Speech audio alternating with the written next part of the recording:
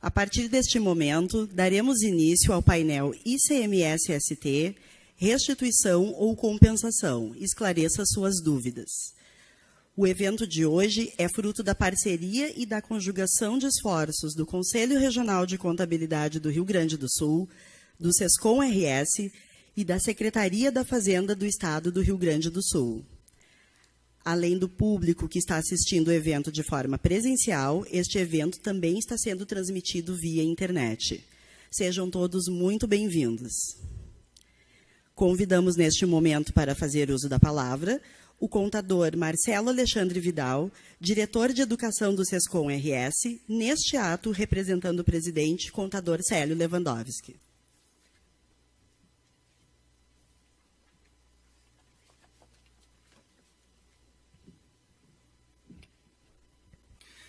Boa tarde, colegas. É imenso prazer recebê-los aqui na nossa sede do SESCOM. Agradecer a todos os presentes, agradecer também aos mais de 700 inscritos para assistir a este evento via internet. Uma saudação especial aos representantes da Receita Estadual do Rio Grande do Sul, Dr. Dimitri Munari Domingos, Hernani Miller, Giovanni Dias Silato. Este evento aborda um tema que está sendo recentemente bastante discutido no meio empresarial do segmento varejista, principalmente também dos empresários contábeis, pois afeta, a partir de janeiro de 2019, a princípio, eu digo a princípio, caso não ocorra algum tipo de prorrogação eventual, mas afetará diretamente as apurações dessas empresas dos segmentos que atuam com substituição tributária. Muito bem. O estreitamento de relações SESCOM-RS com o CRC-RS, ele é um estreitamento já de longa data, que traz profícuos resultados para ambas as entidades e principalmente para os profissionais contábeis e para os empresários contábeis. Nesta ação em conjunto do SESCOM-RS com o CRC-RS, nós temos a grata satisfação de também ter um belo relacionamento com os que estão aqui hoje presentes, representantes da Receita Estadual, porque tratam de assuntos inerentes à nossa atividade. Eu vejo na plateia hoje seletos colegas, a professora Gasparim nos dá a honra aqui da presença, temos aqui vice-presidente Márcio Chuc, vai falar pelo CRC, representantes da diretoria do SESCOM também presentes aqui no evento. Muito bem. Como o evento trata de um assunto deveras recente e que traz inquietações junto ao meio empresarial e contábil, até comentei com os palestrantes que, eventualmente, se houver necessidade de nós nos alongarmos um pouco nas apresentações, que vocês aqui, representantes da Receita, têm total liberdade para isso, que o importante é que o assunto seja muito bem transmitido e não queremos interferir na apresentação de vocês, tá? Para que todos aqui saiam esclarecidos e assim tenham daí condições de absorver bem o conteúdo. Muito obrigado.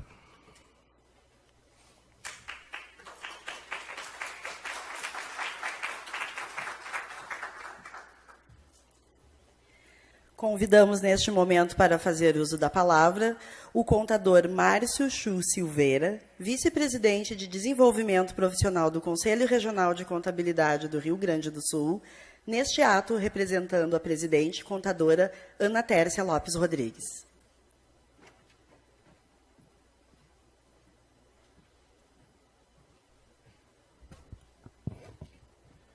Muito boa tarde a todos, os que estão aqui presentes e também os que estão nos assistindo.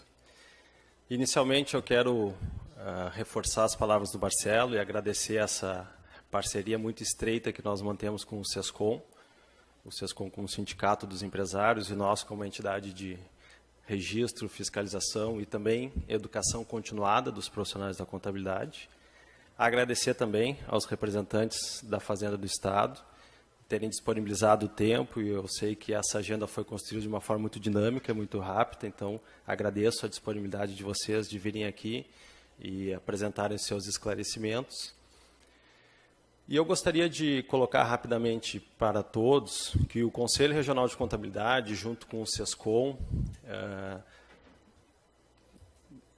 tem o compromisso, né, como entidades representantes da nossa profissão, de se manifestar em tudo aquilo que nós entendemos seja o mais adequado para a sociedade. E eu quero dizer para vocês aqui, repassar para vocês as palavras que nós tivemos com o secretário Bins na semana passada, ou retrasada, de que, na verdade, todos nós aqui trabalhamos pela sociedade. A Fazenda, sem dúvida, os profissionais da contabilidade têm um papel importantíssimo para o desenvolvimento econômico da nossa sociedade, o SESCOM, na figura representando as entidades empresariais, e todos nós queremos, sim, né, que as obrigações e que todas as tributações que decorram de legislação e toda a legalidade que vem por trás disso sejam aplicadas, mas sejam aplicadas em prazos adequados e sejam aplicadas em prazos que permitam, né, que nós, profissionais da contabilidade, que somos os principais operadores de todas essas obrigações acessórias, tenhamos a segurança de tratar isso com os nossos clientes, de tratar isso com os empresários e conseguir construir, né, um ambiente favorável à tributação, favorável à apuração correta dos tributos. E é nesse sentido que o Marcelo comentou também na sua fala, que nós enviamos um ofício na semana passada pedindo a prorrogação do prazo dessa nova obrigação, porque entendemos por adequado para que toda essa estruturação seja realizada.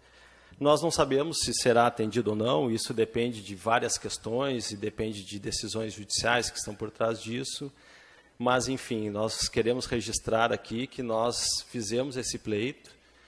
Nós temos também representante da nossa classe, e eu cito aqui o coordenador da nossa comissão de TI, o Paulo Roberto Silva, que faz parte também do grupo de estudos, né, do SPED a nível nacional, que já replicou, Marcelo, a nossa solicitação aos contatos no CONFAS, né, no ENCAT e na própria Receita Federal, principalmente as outras demandas pertinentes ao bloco K, né, do SPED.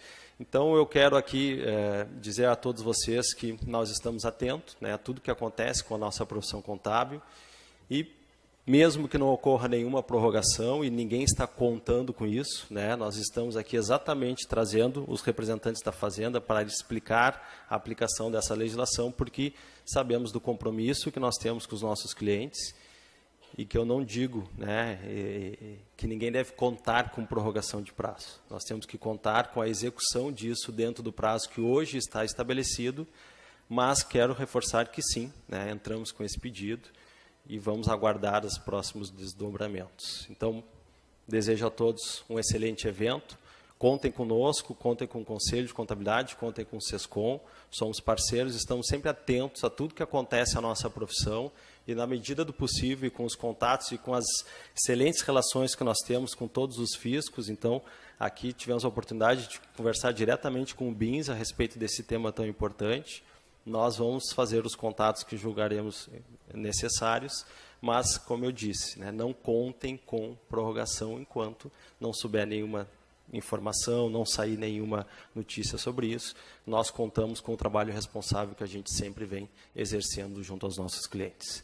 Muito obrigado e um excelente evento a todos.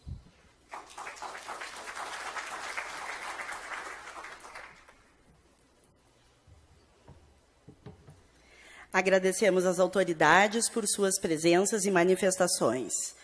Informamos que as perguntas deverão ser encaminhadas aos painelistas através do WhatsApp que está sendo divulgado no fundo de tela. Informamos também que os participantes que efetuaram a sua inscrição no site do CRCRS, a avaliação deverá ser feita através do QR Code que está sinalizado no fundo de tela, na programação do evento que está fixada na Secretaria. Após o preenchimento da avaliação, no prazo de até 5 dias úteis, o certificado estará disponível para impressão. Aos profissionais que efetuaram a sua inscrição no SESCOM-RS, o certificado deverá ser emitido através do site da entidade no mesmo prazo. Para darmos início à programação do evento, convidamos para retornar ao palco o contador Marcelo Alexandre Vidal, que será um dos mediadores do painel.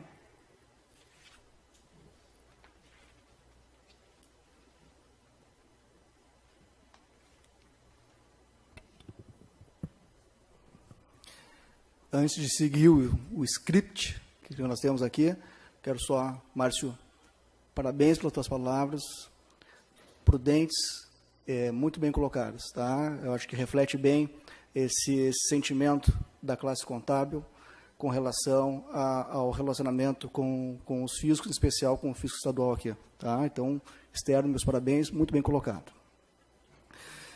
Daremos início, então, na programação do painel com a apresentação do senhor Hernani Miller, ao qual eu convido de imediato para subir ao palco aqui.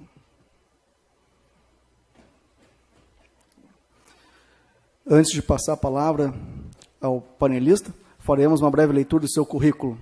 Hernani Miller é graduado em Direito e Engenharia Civil, mestre em Engenharia de Produção com ênfase em Engenharia Econômica, especialista em Gestão Fazendária, auditor fiscal da Receita Estadual do Rio Grande do Sul desde 1986, onde atualmente exerce a função de delegado da 16ª Delegacia Especializada. De imediato, passo a palavra ao primeiro panelista, lembrando a todos presentes aqui que as perguntas deverão ser encaminhadas pelo número de WhatsApp que está sinalizado na tela.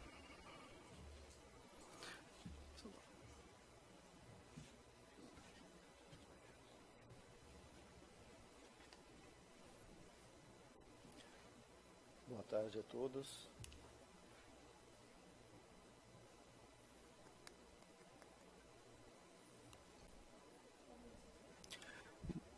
De novo, boa tarde a todos. Cumprimento o Marcelo do SESCOM, Márcio do CRC, cumprimento meus colegas aqui da Receita Estadual que acompanham nessa apresentação, cumprimento as pessoas aqui, as demais pessoas presentes e aqueles que nos acompanham pela internet.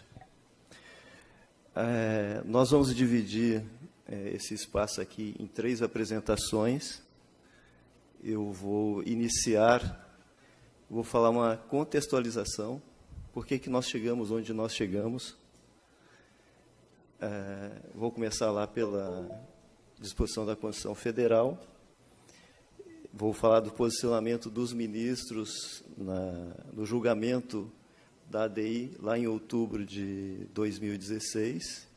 Por fim, vou falar do decreto que vai regulamentar a complementação, a restituição do ICMS-ST a contar de 1º de janeiro de 2019. Os colegas que vão me suceder, entre outras coisas, vão falar de uma instrução normativa que vai tratar do mesmo tema.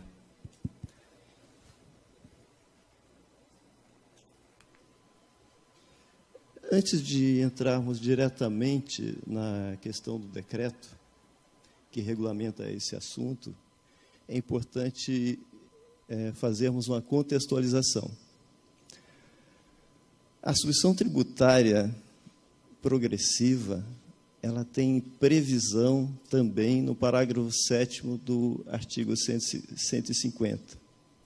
Aqui eu apresento o artigo 37 da nossa lei estadual, que ela faz menção que o contribuinte substituído tributário, ele tem o direito à restituição na situação onde o fato gerador presumido não ocorrer. O parágrafo 7º, que está ali da Constituição Federal, ele vai dizer isso também, que é assegurada a imediata e preferencial restituição da quantia paga, caso não se realize o fato gerador presumido. Eu estou falando aqui de ICMS, estou falando de substituição tributária, estou falando de substituição tributária progressiva. Substituição tributária progressiva, todos sabemos, que é aquela onde um determinado contribuinte, normalmente aquele que está no início da cadeia, ele fica responsável pelo seu imposto e pelos impostos daqueles contribuintes que estão entre ele e o consumidor final.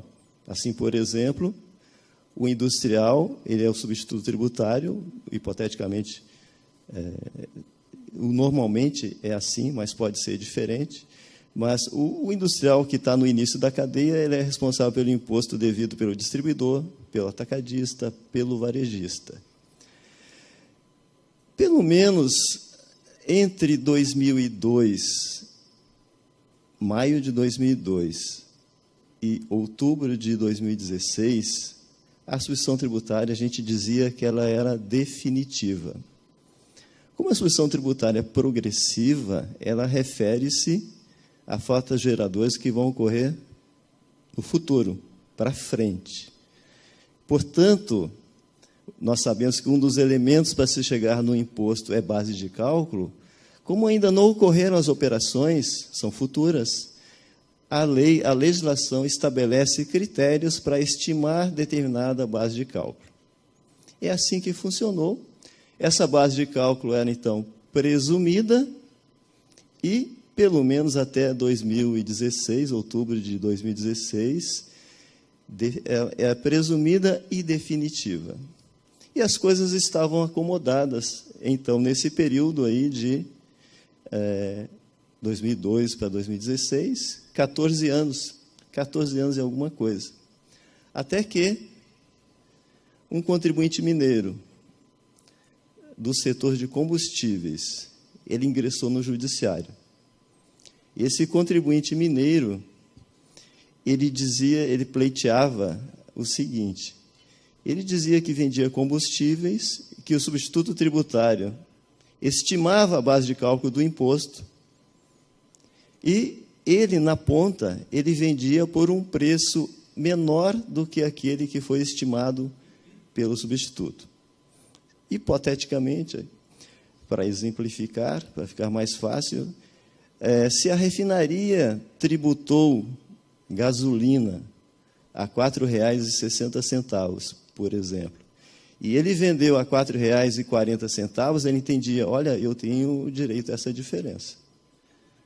Foi calculado o imposto por uma determinada base de cálculo, e a última base de cálculo, que por fim vai dar a carga tributária daquele determinado produto, está menor.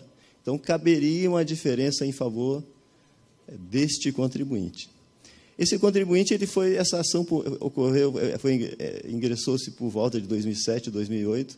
Esse contribuinte mineiro, ele foi sofrendo reveses até chegar no STF, do Supremo Tribunal Federal. E, para surpresa de todo mundo, pelo menos da maioria, o STF, Supremo Tribunal Federal, esse é o recurso extraordinário 593.849, e essa decisão, em momento anterior, foi considerada, isso precisa de um julgamento, e os ministros decidiram que ela teria repercussão geral. Então, alcançaria aquele caso e quaisquer outros casos que fossem levados ao judiciário. Tudo mudou. A gente sabe que a mudança é permanente, mas isso foi uma surpresa, eu imagino que para a maioria de vocês, para a grande maioria dos contribuintes, para a grande maioria dos fiscos estaduais. As 27 unidades federadas, até então, tratavam o ICMS, a substituição tributária do ICMS, como definitiva. E, assim, organizaram suas legislações. Então, até então, pelo menos até outubro de 2016, não importaria, era irrelevante o último preço. Houve uma tributação anterior, no exemplo que eu falei, foi tributado na refinaria um combustível a R$ 4,60, não importa se o último preço vai ser R$ 4,80, vai ser R$ 4,40, está resolvido. Era assim. Eu tenho saudade desse tempo. E agora mudou.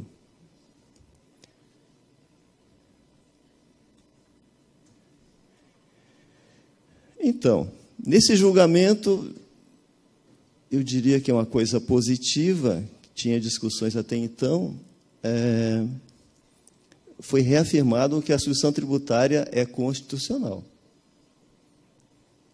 Os estados podem trabalhar com o Instituto da Substituição Tributária para fins de ICMS. Isso é um primeiro ponto. Isso a gente já sabia, mas foi reafirmado. Esse é o problema. O item 2. A ST não é mais definitiva. Foi mudado o entendimento anterior, que é de maio de 2002, como eu falei antes. Era a relatoria do Ilmar Galvão, ADI 1851. Nesse recurso extraordinário 593.849, o relator foi o ministro Edson Fachin. Então, tem um divisor de águas na sucessão tributária. Ela é antes e depois desta decisão do Supremo. Os fiscos estão felizes? Não era isso que a gente queria. Realmente não era isso. Mas nós temos de nos adequar a essa nova situação. Afinal de contas, em última instância, quem decide é o Poder Judiciário. E no Poder Judiciário, quem decide por último é o STF. E em definitivo. Então, foi fixada a tese jurídica do tema 201, da sistemática de repercussão geral, é devida à restituição da diferença do ICMS pago a mais no regime de ST para frente, ou seja, sucessão tributária progressiva, se a base de cálculo efetiva da operação for inferior à presumida. É isso que o STF decidiu. Bem, como todas as legislações de todos os estados e do Distrito Federal estavam estruturadas para não cobrar diferenças a favor do fisco, nem devolver diferenças a favor dos contribuintes, nós não temos ainda julgados relativos à eventual cobrança do Estado da diferença a seu favor. A diferença a favor do contribuinte, a favor do fisco, quando o último preço for superior à base de cálculo presumida, nós vamos dizer que há necessidade de um complemento. Então, complemento, só para a gente se entender aqui na nomenclatura, complemento é essa diferença, vamos dizer assim, a favor do fisco. Restituição é a diferença em favor do contribuinte. Nós temos uma lei, eu vou falar daqui a pouco, a lei estadual de 27 de dezembro de 2017. Essa lei estadual, ela trata da restituição e do complemento da substituição tributária. Uma pergunta que pode passar por aqueles que militam no direito, os contadores, para os empresários, é assim, mas seria constitucional essa cobrança a favor do fisco? Nós não temos ainda nenhum caso concreto, as leis são muito recentes. Minas Gerais tem uma lei um pouquinho anterior à nossa. São Paulo teve uma experiência lá atrás sobre complemento e restituição. Mas, pelo menos que nós tenhamos conhecimento, o judiciário ainda não apreciou nenhum caso. Mas como é que seria esse julgado que é importante, lá de 2016? Ele teria dado alguma pista sobre isso? Como é que os ministros se posicionaram naquele julgamento? Aqui eu uso os termos aqui, base de cálculo efetiva, base de cálculo presumida. Esses termos presumido, efetivo, eles são importantes para a nossa compreensão. Vocês vão ver que o regulamento ele vai fazer referência a eles. Quando a gente diz efetivo, isso aproveitando os termos utilizados pelos próprios ministros, se quer dizer o valor que o valor da operação última, aquela que de fato ocorreu. A presumida é aquela que foi estimada, aquela que foi calculado o imposto. Então, nós temos essa dúvida. Como é que o judiciário se posicionaria a respeito desse tema?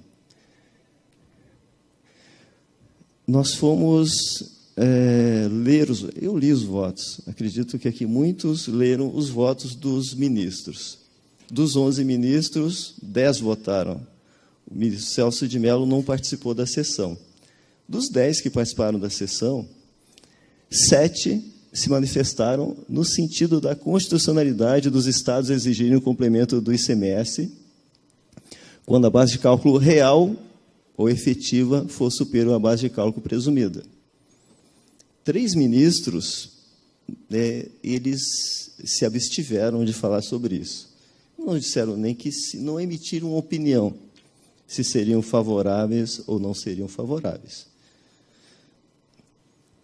Um desses votos, para mim, o melhor deles é do ministro Teori Zavascki. Infelizmente, caso chegue esse assunto lá, ele não vai poder estar lá para participar da sessão. Bom, então teríamos uma pista. Olha, os ministros, dentro de uma coerência, caso eles apreciem esse assunto, nós entendemos que há umas probabilidades razoáveis de se considerar constitucional a cobrança do complemento.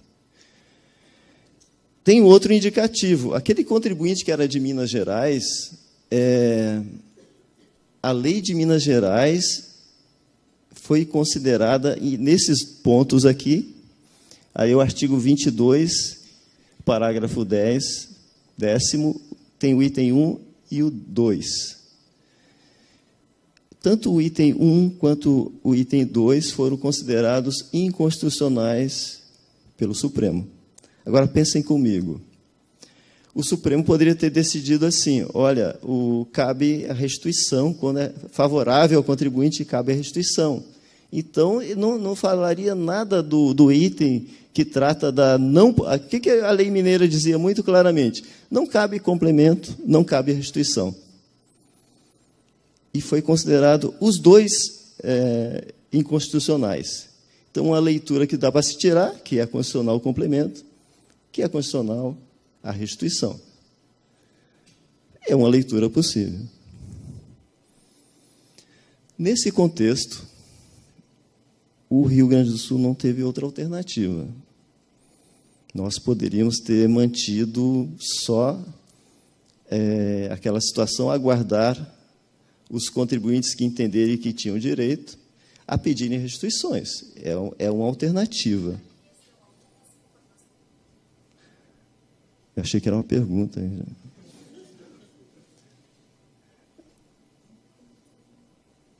Mas o Rio Grande do Sul adotou, assim, vamos recepcionar na íntegra o novo posicionamento do STF.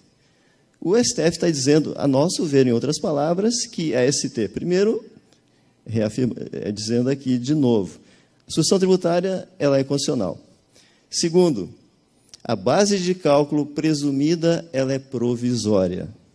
Então, caberia ajustes, nós vamos usar essa palavra vocês viram na legislação, vai caber ajustes para mais ou para menos, ou a favor do fisco, ou a favor do contribuinte. E aqui, de novo, essa lei estadual 15.056, 27 de dezembro, ela vai usar lá os termos complementação, restituição, base de cálculo presumida, base de cálculo efetiva. Esses são os termos que vão se repetir no decreto e na instrução normativa que nós vamos tratar aqui. Então, a opção do Rio Grande do Sul foi essa. Nós vamos aceitar na íntegra a decisão do Supremo e vamos reestruturar a nossa legislação com essa nova consideração. Essa lei foi aprovada pela Assembleia Legislativa e ela requeria regulamentação. Essa lei 15.056, ela altera a lei 8.820. A lei 8.820, todos sabem, é a lei básica do ICMS para o Rio Grande do Sul. Então, foi introduzido o artigo 36A nessa lei estadual. O regulamento definirá a forma, prazo e as condições para cálculo do imposto decorrente dessa diferença de preço. Parágrafo único. No cálculo do imposto previsto no caput, deverão ser consideradas todas as operações do estabelecimento realizadas no período de apuração. Vejam que a lei está dando balizamento para a cobrança do ICMS-ST. É importante que se diga uma coisa. Até então, o parágrafo 7º do artigo 150 da Constituição Federal, ele falava assim, deve ser restituído ao contribuinte o ICMS de distribuição tributária, caso não se realize o fato gerador presumido. Até outubro de 2016, quanto é que não ocorria o fato gerador presumido? Quais as situações? Vamos dizer, tem uma farmácia que vende medicamentos, medicamentos são sujeitos a ST e os medicamentos estão vencidos. E eles não devem ser comercializados. Fato gerador presumido não ocorreu. Isso era um exemplo. Teve uma inundação nos estoques de produtos sujeitos a ST de um atacadista. Fato gerador, eles estão imprestáveis para seguirem o ciclo econômico dele. Fato gerador presumido não ocorreu. Ocorreu um furto ou roubo das mercadorias de um estabelecimento. Fato gerador presumido não ocorreu. Era assim que a gente tratava até 2016. Só que o Supremo Tribunal Federal, ao julgar esse recurso desse contribuinte de Minas Gerais, ele alargou o que seja entendimento de fato gerador presumido não ocorrido. O Supremo disse assim, em outras palavras, que caso o último preço não seja diferente da base de cálculo presumida, ou seja, voltando ao exemplo, a gasolina foi tributada a R$ 4,60. Se foi vendida a R$ 4,50, assim, o fato gerador presumido não ocorreu. É isso que o Supremo Federal está dizendo. E nós estamos dizendo também, olha, se vendeu acima também, então não teria ocorrido o fato gerador presumido. Então, mudou bastante. Existem as outras situações de fato gerador presumido não ocorrido, estão previstas na nossa lei estadual, estão previstas no nosso regulamento. Lá no livro 3 vai tratar lá nos artigos 22, 23, 24. Vai tratar dessas situações de fato gerador presumido não ocorrido. O atacadista vendeu produtos, atacadista gaúcho, comprou determinados produtos sujeitos a ST. E esse atacadista gaúcho vendeu os produtos para Santa Catarina. Também a hipótese que a gente considerava que o fato gerador presumido não ocorreu tal qual previsto, porque o imposto foi todo pago para Rio Grande do Sul, mas pelo menos uma parte do imposto é devido a Santa Catarina. Então, essas situações já existiam, situações de fato gerador presumido não ocorrido. Qual é a situação nova? É aquela que nós estamos tratando aqui. Quando houver diferença entre a base de cálculo estimada, presumida, e a base de cálculo final, quando houver essa diferença, então, é caso de restituição, se for a menor. E o Estado, baseado na lei que foi aprovada, alterando a Lei 8.820, também vai caber complemento a favor do Estado. Aqui o parágrafo único ele fala o seguinte, que devem ser, para se analisar, para se apurar restituição, complemento, tem de ver o conjunto das operações sujeitas à substituição tributária. Então, não dá margem para que o Estado regulamentasse, por exemplo, parcialmente. Um determinado contribuinte ele não pode escolher aquelas operações que lhe favorecem apenas. Imaginem um supermercado. O supermercado ele vende uma quantidade muito grande de produtos sujeitos à substituição tributária.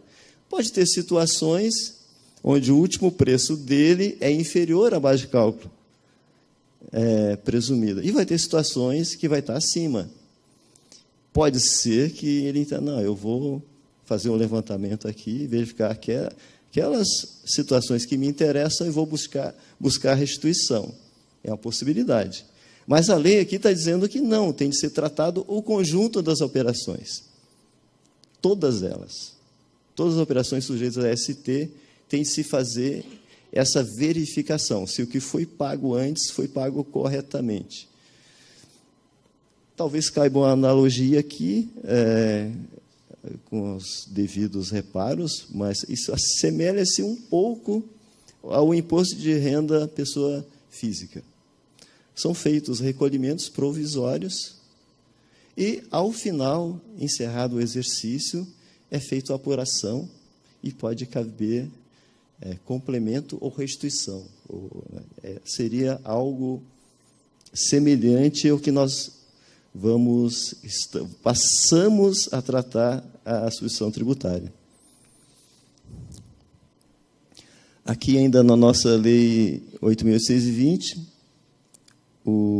foi o parágrafo 5º do artigo 37, foi acrescentado a nossa Lei 8.000. O parágrafo 5º foi acrescentado ao artigo 37, isso na nossa lei estadual. Ele diz que o Poder Executivo, em substituição aos parágrafos 1º, 2º e 4º desse artigo, definir forma diversa de restituição do valor apurado conforme disposto no artigo 36A. Antes da Lei 15.056, já havia previsão de restituição do fato gerador presumido que não ocorreu. Inclusive, estava regulamentado. Quem está acostumado com a nossa legislação sabe que o artigo 22 do livro 3 trata exatamente dessa hipótese. Fato gerador presumido que não ocorreu. Mas que situações a gente tem de ir? Aquelas antigas, e não essa nova trazida pelo Supremo Tribunal Federal.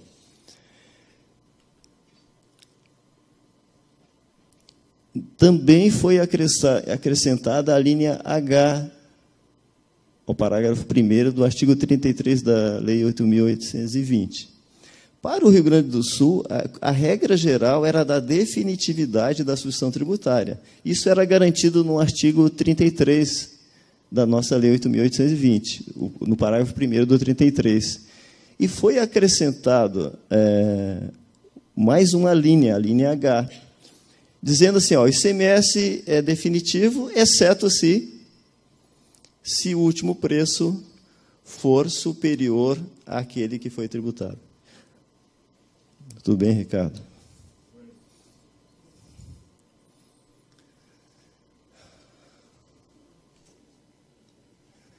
Bem,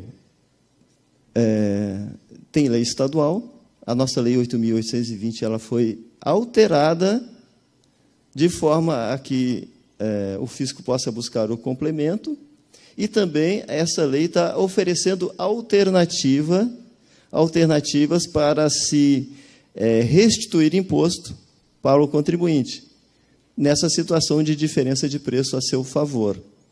Como eu falei, o artigo 22 já tratava disso. Mas como é que é o artigo 22 lá do livro 3? Se determinado contribuinte ele vendeu abaixo do preço, o que ele deveria fazer?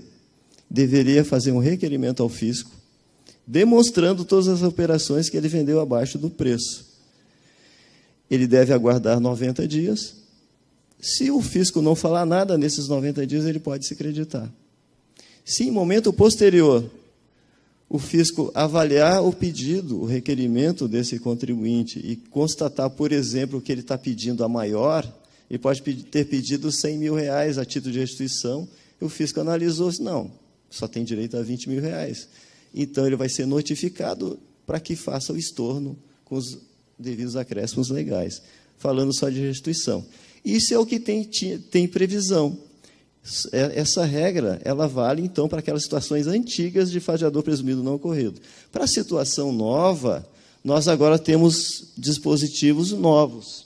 O regulamento do ICMS, então, com respaldo às alterações da Lei 8.820, ele agora tem a previsão nova forma de cálculo da restituição e uma situação nova, que é o cálculo do complemento do ICMS-ST, que até então não existia. O regulamento do ICMS tem 5 livros, o assunto substituição tributária é tratada no livro 3, No livro 3, tem no título 3 é tratado a ST progressiva, o 1 e o 2 fala do diferimento, outras hipóteses.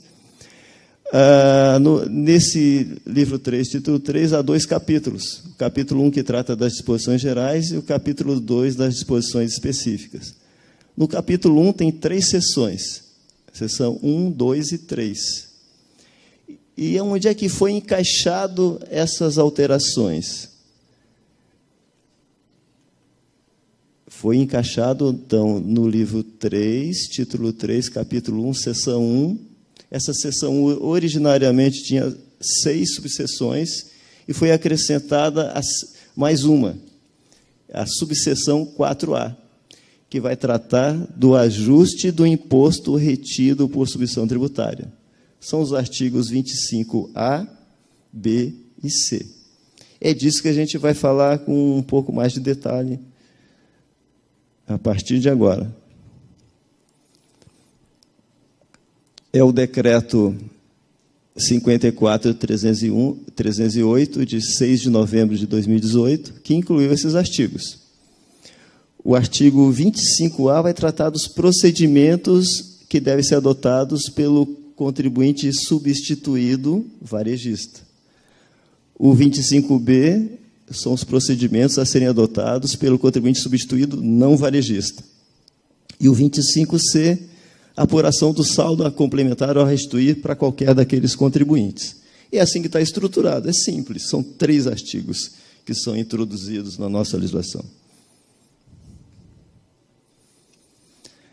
Essa subseção 4A, que foi introduzida para tratar do ajuste do imposto retido por ST, ele tem uma nota. Ela alerta o seguinte: em relação às operações com mercadorias incluídas no ajuste previsto nessa subseção, não se aplicam as formas de restituição previstas nos artigos 22 a 24A. Como eu falei antes, já havia previsão de formas de restituição do imposto, pelo fato gerador presumido não ter ocorrido. E essas estão lá no artigo 22, 23, 24 e 24A. Elas permanecem. Não foi alterado nada em relação a isso. Aquele contribuinte que vendeu mercadoria para Santa Catarina vai buscar a restituição com força no artigo 23. Aquele contribuinte que tem mercadoria que pereceu, ele vai buscar a restituição por força do artigo 22. É só trazido nova forma de se restituir o imposto. É relativo a ST. O artigo 25A, então, ele vai tratar do contribuinte substituído varejista.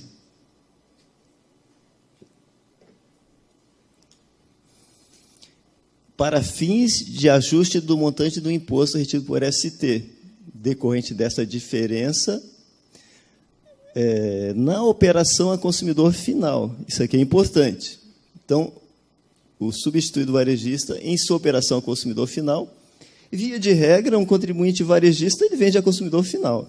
Não tem muita novidade nisso.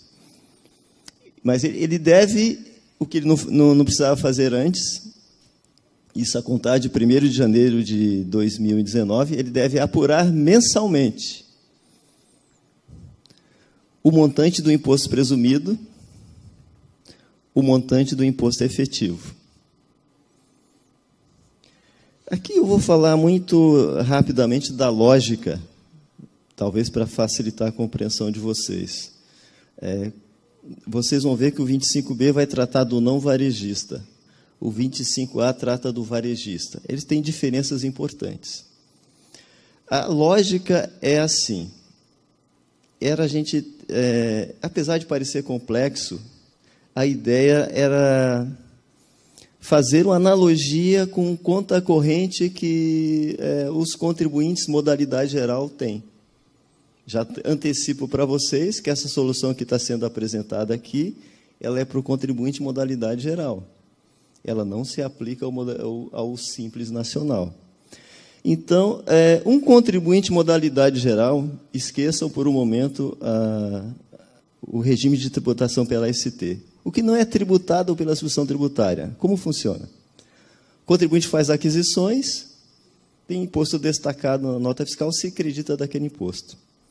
Ele faz operações de saídas, vendas, tem imposto destacado, aquele débito de imposto. Tem crédito, débito, faz uma compensação entre eles, faz um cotejamento, ao final, saldo devedor a recolher, o saldo credor. É assim que funciona. Isso fora da ST. O que se procurou no 25A? Os contribuintes varejistas, que são aqueles mais numerosos. Os substituídos varejistas, comparados com os não varejistas, os atacadistas, por exemplo, são muito mais, e tem um volume muito maior desses contribuintes. Qual que é a ideia do 25A? Então, assim, se divide as operações de um contribuinte varejista em dois grupos. Aqueles da tributação normal, faz tudo aquilo que ele sempre fez, e tem um outro grupo agora dos produtos sujeitos à substituição tributária. Então, é como se criasse um conta corrente específico para esse grupo de operações, sujeitas à ST. Esse contribuinte vai fazer aquisições e vai verificar o imposto presumido.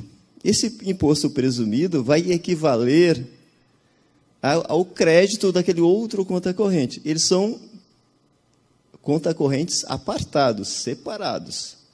Então, neste aqui, esse contribuinte ele vai calcular o imposto presumido, que são relativos às suas aquisições, e vai calcular o imposto efetivo, relativo às suas saídas. Então, o que o Supremo Federal disse para a gente?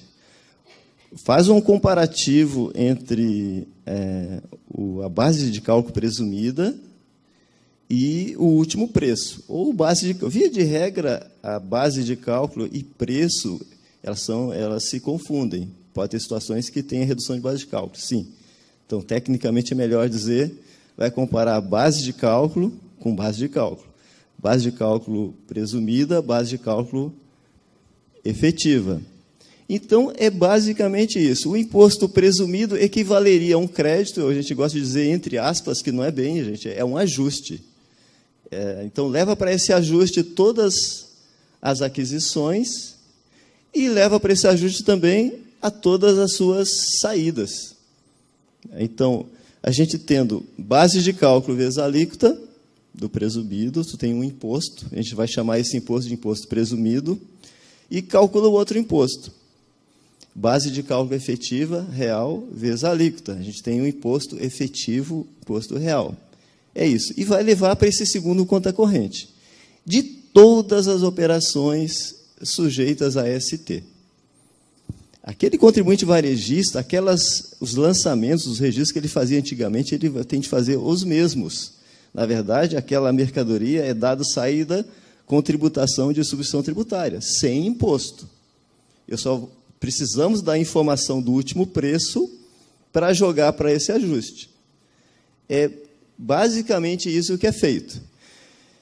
E aqui já vou estabelecer um paralelo entre a regra do varejista e do não varejista. A regra do varejista é assim: o contribuinte adquire produtos sujeitos a ST.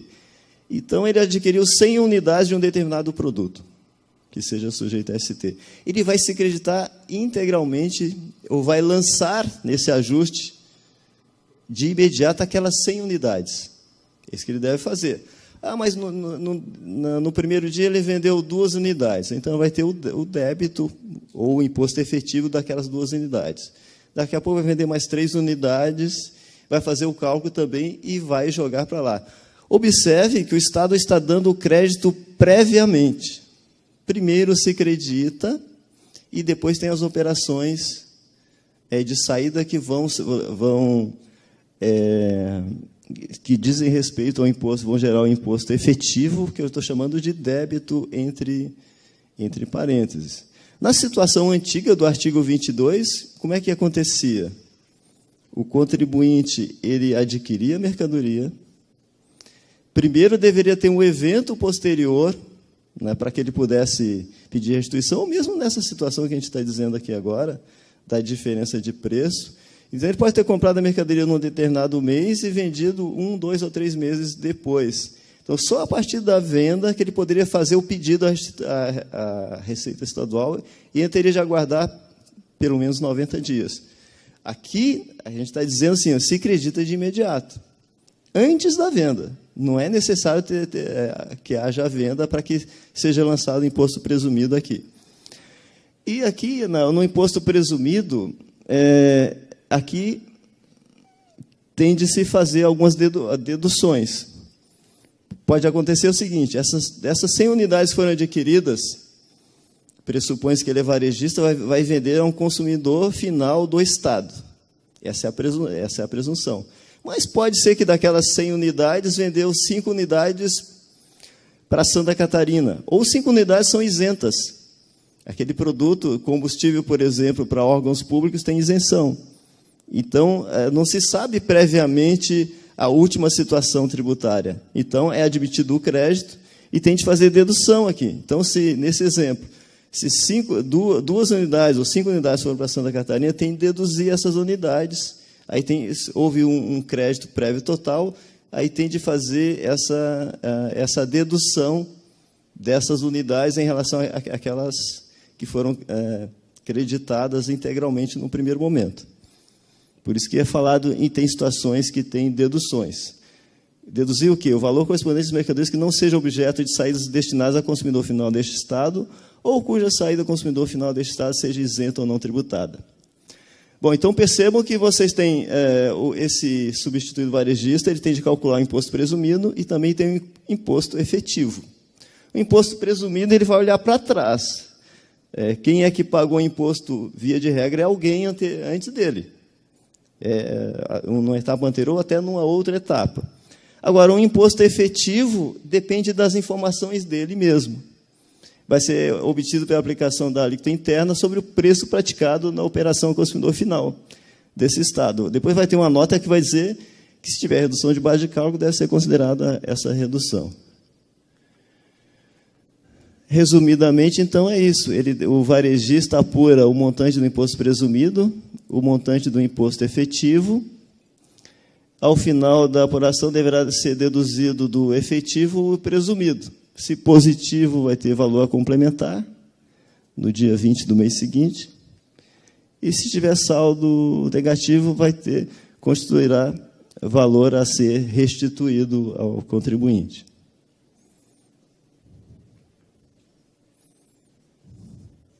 Mas, afinal, eu falei que tem uma regra para o varejista e tem outra regra para o atacadista. Quem que é o varejista? Quem é varejista? A legislação especificou, para essa finalidade, quem seja varejista. Vai ser... Parece desnecessário, né? Varejista é varejista, atacadista ou não varejista. Às vezes é muito clara a situação. Mas tem a situação, por exemplo, do atacarejo, que já não é tão claro a situação. Então, qual que é o critério que o legislador escolheu? É o da preponderância. Então, esse regramento vale para 1º de janeiro de 2019 em diante. Aí, para se definir se ele está na regra do varejista ou da regra do não varejista, ele tem de olhar para o exercício anterior e verificar a preponderância das operações. Se tiver preponderantemente saídas destinadas ao consumidor final, será considerado varejista. Ou seja, 50% mais alguma coisa. A gente fez essa apresentação para os nossos colegas, aí eu falei, mas se tiver 50%, é varejista ou atacadista. Vocês vão ver que não tem benefício, as duas regras tendem a chegar no mesmo valor. Não tem regra que favorece ou desfavorece um ou outro. Tem a regra do varejista e tem a regra do atacadista. E ele é obrigado a ficar naquela regra ao longo de todo o exercício. Desde 1º de janeiro a 31 de dezembro, vamos pegar aquele contribuinte que ele tem um percentual meio a meio, se fez a conta, ele é varejista, ele tem que seguir como varejista até 31 de dezembro. Fez o cálculo, vamos dizer que seja um não varejista, ele tem que seguir na regra do 25B, que eu vou falar daqui a pouco, até o final do exercício. Você não pode ficar alternando durante o ano de uma situação para outra situação.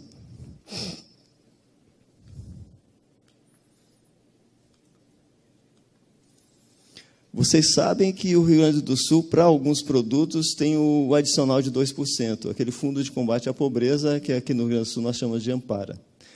Para alguns produtos, bebidas alcoólicas, cigarros, perfumaria e cosméticos. Esses produtos, todos eles são sujeitos a ST. Todos que estão no Ampara são sujeitos a ST.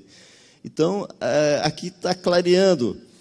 Cosméticos, a alíquota é 25%. O adicional é 2%.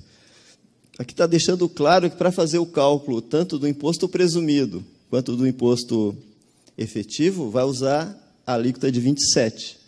25 mais 2, 27. É isso que está dizendo a nota 2 do artigo 25A. Deve ser considerado esse 2%. E não poderia ser diferente, porque no cálculo original da ST foi considerada a alíquota de 2%. Então, também, para fins de ajuste, tem de ser feito esse cálculo, considerando esses 2%. As informações apuradas devem ser registradas na escrita fiscal digital e na GIA. Isso é um assunto depois do Giovanni, que vai me suceder aqui na apresentação, conforme disposto em instruções baixadas pela Receita Estadual, ficando dispensada a emissão de documento fiscal específica para esse fim. Nota 3. Na hipótese que não seja possível a correspondência entre a base de cálculo e a mercadoria que está sendo vendida. A situação aqui, para o varejista, imagine que, muito rapidamente, eu falei que tem deduções. Vou voltar ao exemplo que eu dei. Um varejista adquiriu 100 unidades de um determinado produto. E ele pode ter adquirido 100 unidades no primeiro momento, aí, daí, uma semana, adquiriu mais 50 unidades, daqui a pouco adquiriu outras tantas unidades, pode ser do mesmo fornecedor, pode ser de outro fornecedor. Ele pode adquirir por diversos preços, em diversos momentos. Ele pode adquirir, ele olhou uma aquisição, a base de cálculo da ST aqui é R$10.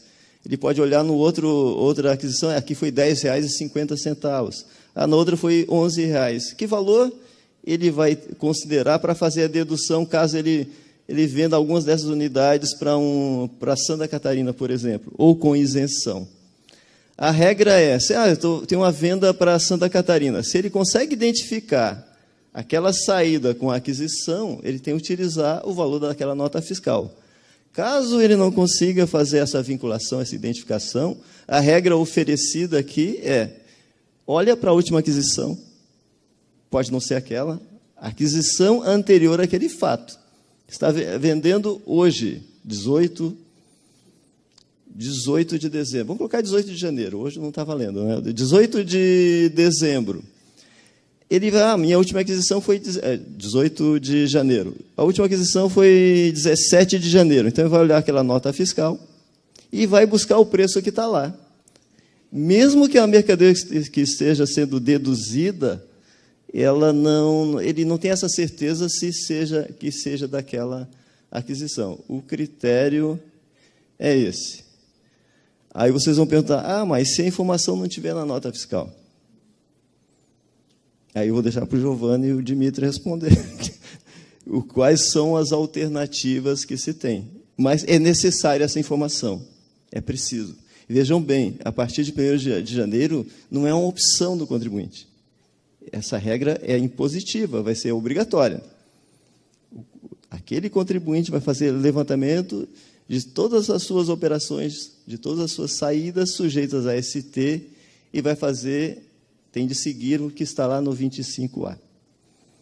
Ele tem de calcular o montante do imposto presumido, o montante do imposto efetivo, fazer o cotejamento entre eles e verificar se tem saldo a recolher ou saldo a restituir. Aqui, na nota 4, vai dizer que tem uma regra própria para combustíveis. Combustíveis, as distribuidoras de combustíveis, que são as fornecedoras dos varejistas, elas se utilizam de um programa chamado Skank. Quem trabalha com combustível sabe do que eu estou dizendo. Então, lá já tem uma regra própria para situações parecidas com o que eu falei. Ali não vai valer a regra da última aquisição. Vai valer, a distribuidora vai ter de informar para o varejista segundo as regras do SCANC, que é considerar o mês imediatamente anterior a média ponderada desses preços. Essa é a regra especificamente para combustíveis. Nota 5. Nota 5 fala do estoque. Eu falei para vocês que o varejista, as aquisições, ele vai ter que calcular o imposto presumido, isso equivale a um crédito. Mas quando a gente tem uma data de corte, a data de corte para que seja apurado esse ajuste.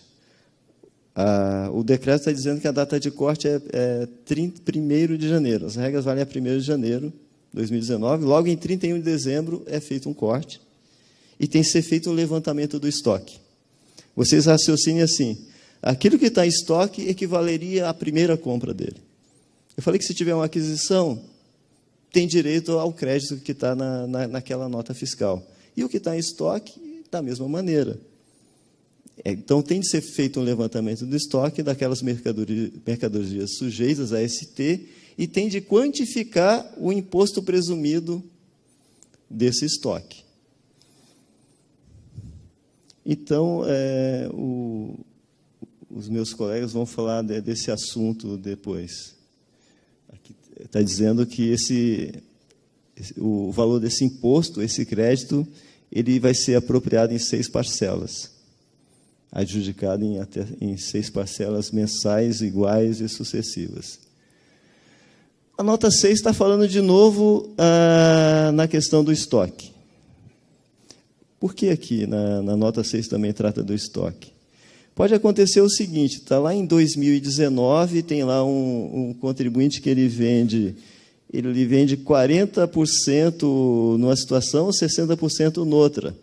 Isso, então, ele se enquadrou inicialmente como varejista, mas aí, fim do 2019, ele vai fazer o levantamento de 2019, a situação dele mudou.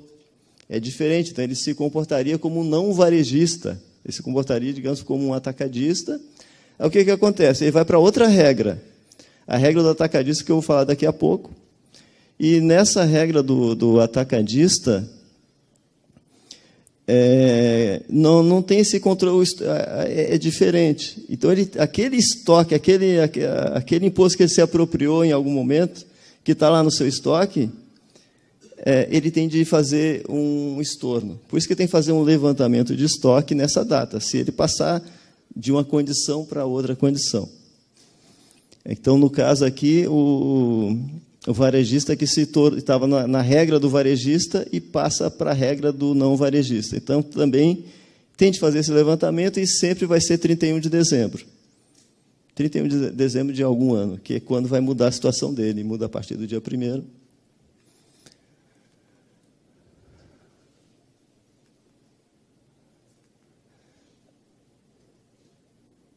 Será considerado quando houver o benefício da redução da base de cálculo. Tem vários produtos, por exemplo, da cesta básica de alimentos, que tem redução de base de cálculo. Então, no cálculo, tanto do imposto presumido quanto do imposto efetivo, tem de considerar essa redução.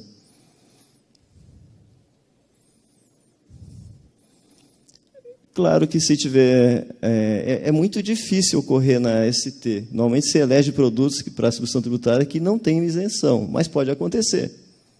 Eu dei o exemplo para vocês, quando o Estado adquire remédios, adquire combustíveis, etc., tem várias situações que têm isenção. Então, tem de haver, essas mercadorias não serão consideradas na apuração do montante desse inciso das saídas realizadas.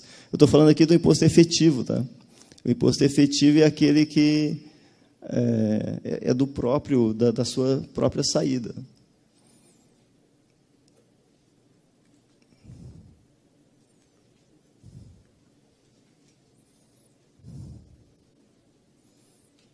Agora aqui a gente vai entrar na regra do não varejista. Ela tem diferenças importantes. Então, o varejista nós vimos ali, o 25A.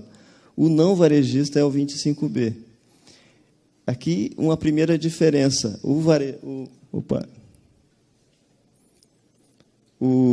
não varejista, ele não deve fazer levantamento de estoques dos produtos sujeitos a ST.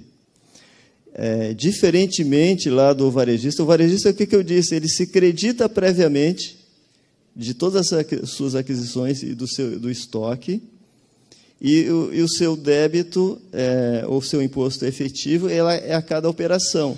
Aqui não. Para o atacadista, via de regra, não vende a consumidor final do Estado. Não é a situação dele. Inclusive, pode ter um atacadista que não é atingido por essa regra. Se ele não vender a consumidor final do Estado, o atacadista puro, ele não tem nada, não é afetado nem pelo 25A, nem pelo 25B. Mas considerem que tem um determinado atacadista que ele vende, algumas operações suas são a consumidor final. Então, primeiro ele calcula o imposto efetivo, vendeu 10 unidades de um determinado produto a consumidor final. Então, naquele momento, ele tem que fazer o ajuste. Por que o Supremo Federal disse? Nas operações a consumidor final, eu preciso do último preço.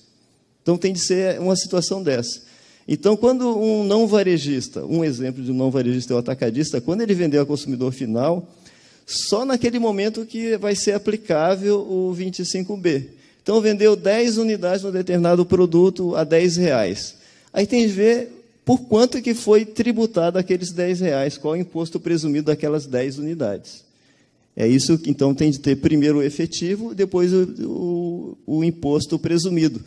É sempre o parzinho aqui no atacadista. Tem o presumido, tem o efetivo, tem de ter o presumido correspondente.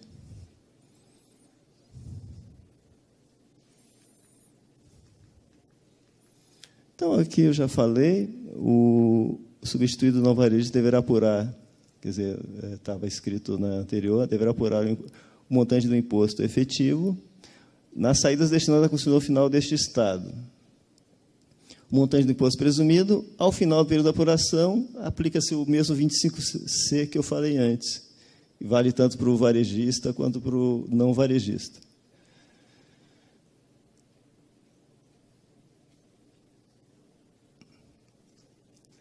Quem é o não varejista é a mesma regra, é a regra da preponderância. Já foi dito antes. Para o varejista aqui aplica-se a mesma regra. Da mesma forma, tem que considerar o ampara, as informações devem ser registradas na IFD e na GIA, conforme disposto em instruções normativas, ficando dispensada a emissão de documento fiscal específico para este fim. Aqui, o atacadista, todas as vendas dele vai ter a dificuldade dessa questão do estoque. Porque ele adquire produtos, não lança nada a título de imposto presumido, que seria o crédito dele.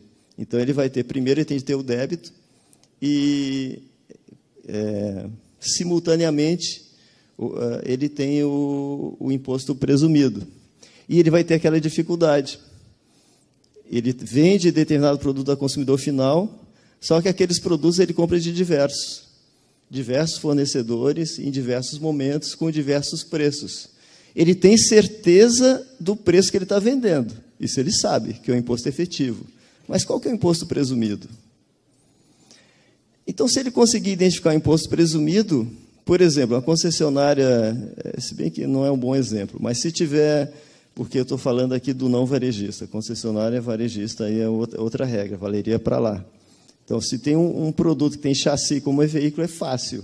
Se tem alguma marca que o identifique, alguma numeração que não seja fungível o produto, dá para fazer. Se isso for viável, e na maioria dos casos não é. Na maioria dos casos não é assim que acontece. Aí a legislação, assim, o atacadista não conseguiu essa vinculação. Qual a solução que está sendo dada aqui? Ele olha para a última aquisição dele. E o valor constante dessa última aquisição é que será o parâmetro para o imposto presumido que ele vai se apropriar. O artigo 25C eu já falei. Opa.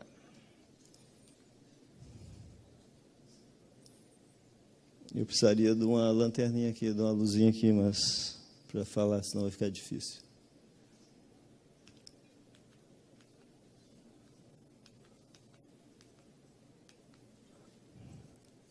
Opa, o que eu fiz? É muito botão. Olha aqui. Pessoal, tomara que ajude, mas eu acrescentei essa planilha aqui. Aqui é um mês, operações muito simplificadas de um mês de um varejista para tentar explicar aquilo que eu falei para vocês. Então, imagine que é um varejista, nós estamos lá em 31/12, ele contou os estoques e tinha 200 unidades, e verificou que a base de cálculo unitária presumida era R$10.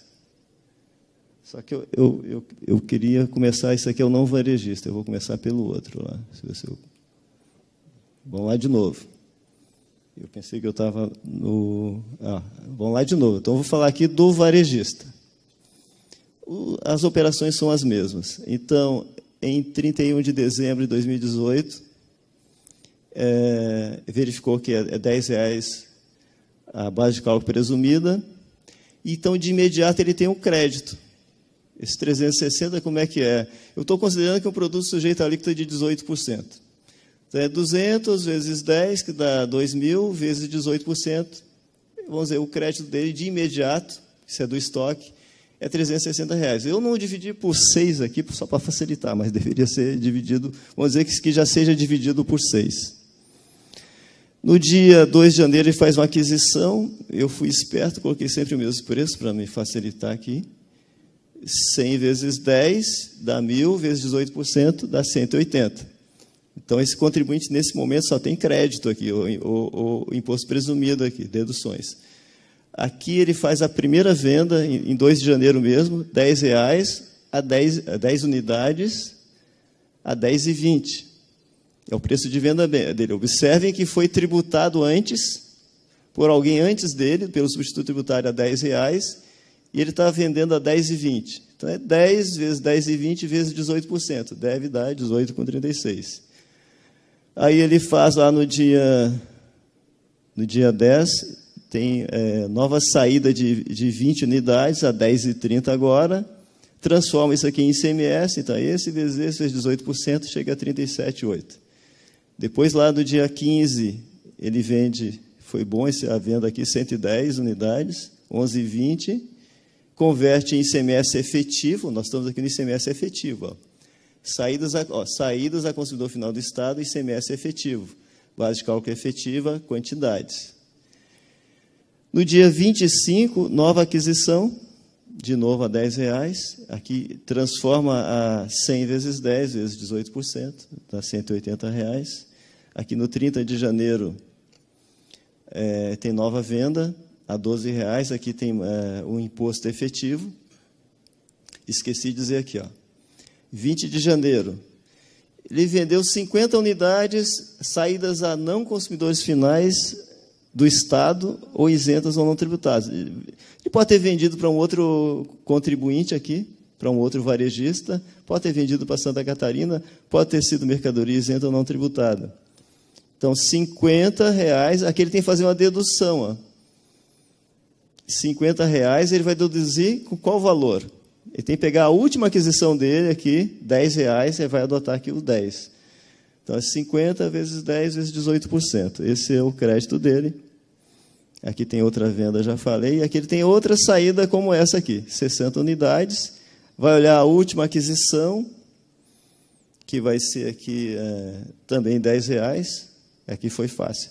60 vezes 10 vezes 18%. Vai dar 108. Então, qual que é o montante do imposto presumido? Vai ser o imposto presumido antes das deduções, que é essa soma aqui, 720, menos essas deduções aqui, dá 522. Imposto efetivo é só somar. Então, 522 e aqui 601. A diferença, nesse caso aqui, esse menos esse, dá 79,20. Então, essa é a sistemática do varejista. A ideia era ajudar, não sei se ajudou o exemplo, mas... Agora, imagine agora que é uma regra do atacadista, é o mesmo são as mesmas operações, só que agora para um não varejista. Observe aqui que ele tem um estoque aqui, a base de cálculo é o mesmo R$10, mas isso não vai dar a ele nenhum imposto presumido. Está zerado aqui, diferente da situação anterior. A gente só vai ativar o imposto presumido quando ocorrer uma saída e tenha imposto efetivo. Então, aqui, quando ele vendeu 10 unidades a 10,20, ele tem um imposto efetivo, 10 vezes 10,20 vezes 18%. Teve aqui 18,36. Então, nesse momento, aqui para o não varejista, para cada imposto efetivo, tem um imposto presumido. Então, aqui, qual o valor? Aqui pega a última aquisição, 10, vezes a quantidade, vezes 18%. Está R$18. E assim por diante. Ele vendeu agora 20 unidades, 10,30 cada unidade, multiplica isso aqui pela alíquota, chega no 37,8. 20 unidades vezes o R$10 chega no 36, aqui é o presumido, e vai fazendo assim por diante. Aqui, ao final, tem a soma do efetivo, a soma no presumido. Nesse caso, fechou os valores, porque era tudo igual, não variou o preço aqui das aquisições, nem do estoque, e, na verdade, tudo que chegou ao final com estoque zerado, se vocês forem verificar.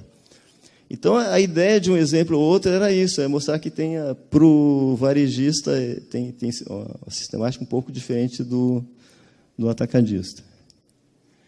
O 28 eu vou deixar para o Dimitri falar. Bom, da minha parte, essa primeira parte é isso. Obrigado.